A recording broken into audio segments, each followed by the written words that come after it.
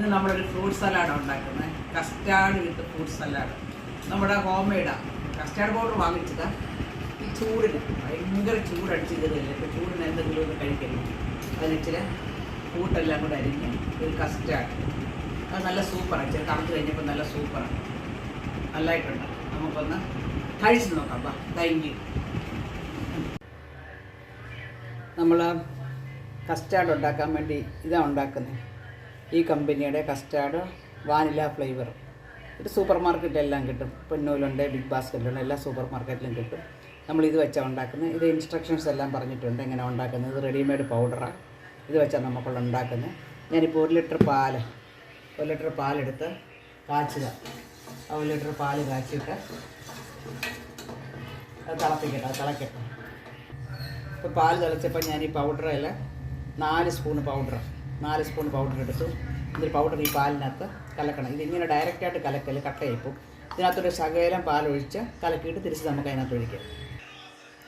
ആ പൗഡർ കട്ടയില്ലാതെ നമ്മൾ കലക്കിയിട്ടത് ഈ പാല് നല്ലതായിട്ട് തിളച്ചു. ഇതിനകത്തോട്ട് കുറേശ്ശെ ഒഴിക്കുക. കട്ട കെട്ടരുത്. ഇച്ചിരിച്ച് ഒഴിച്ചിട്ട് ഇങ്ങനെ ശകലിച്ച് ഒഴിച്ചിട്ട് നമ്മൾ ഇളക്കുക. ഇങ്ങനെ ഇച്ചിരിച്ച് ഒഴിച്ച് ഇളക്കിയെടുക്കുക. ഇതിപ്പം ഇത്രയും കട്ടിയായി, ഇത്രയും മതി. ഇനി നമുക്ക് പഞ്ചസാര ഇടണം.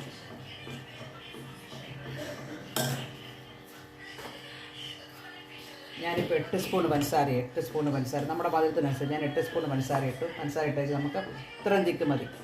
ഓഫ് ചെയ്ത് വെക്കാം. ഈ തിക്ക് വരുമ്പോൾ നമുക്ക് ഓഫ് ചെയ്യാം. ഇതിപ്പോൾ ഇത്രയും തിക്കുണ്ട്. ഇത്രയും തിക്ക് മതി. നമ്മളിവിടെ ഓഫ് ചെയ്ത് വെച്ച് ഇനി ഇത് തണക്കണം. അതിൻ്റെ ബേസ് ശരിയായി, നല്ലതായിട്ട് തണുത്തു. ആ ബേസ് തണുത്തു. ഇനി നമുക്ക് അതിനകത്തോട്ട് ഫ്രൂട്ട്സ് ഇടാം. ആക്ച്വലി ഇതിന് പൊമാഗ്രനേറ്റ്, നമ്മുടെ മാതള നാരങ്ങയല്ലേ, അത് മാംഗോ, പൈനാപ്പിൾ, ഇതൊക്കെയാണ് നല്ലത്. ഇപ്പം ഞാനതൊന്നും ഇടാനില്ലാത്തതുകൊണ്ട് ഞാനിടുന്നത് അത് 3 എനിക്ക് അവൈലബിൾ അല്ല. അതുകൊണ്ട് ഞാനിടുന്നത് കുറച്ച് ഗ്രേപ്സ്, ആപ്പിള്, നമ്മുടെ ഏത്തയ്ക്ക, നമ്മുടെ ചെറിയ വാഴപ്പഴം. എൻ്റെ അടുത്ത് ഇതുണ്ട്, പപ്പായ കട്ട് ചെയ്തുണ്ട്. പക്ഷേ ഈ പപ്പായ ഇട്ടാൽ ഒരു പ്രാവശ്യം എനിക്കൊരു ചെറിയ കയ്പ്പ് വന്നു. അതുകൊണ്ട് ഞാൻ പപ്പായ ഇടുന്നില്ല.